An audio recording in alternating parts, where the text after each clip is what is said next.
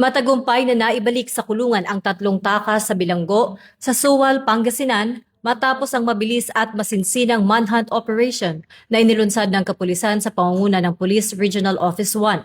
Sa loob lamang ng maikling panahon, maingat na natuntun at nadakip ng mga operatiba ang mga sospek na sina alias Jerry at Reynaldo na naharap sa iba't ibang kaso, kabilang ang pagmamay-ari ng ilegal na droga at armas. Pinatunayan ng mabilis na pagkakahuling ito ang dedikasyon ng PNP na panatilihin ang seguridad at kaayusan sa rehiyon sa pamamagitan ng kanilang alertong pagtugon sa mga ganitong insidente. Bilang bahagi ng seryosong hakbang ng organisasyon, agad na nag-utos si Police Brigadier General Dindo Reyes ng isang malalimang investigasyon upang matukoy ang naging buta sa seguridad ng istasyon na nagresulta sa pagtakas. Binigyang diin ng pamunuan na hindi nila palalagpasin ang anumang kapabayaan sa tungkulin, kaya naman sasailalim sa mahigpit na pagsusuri ang mga security protocol.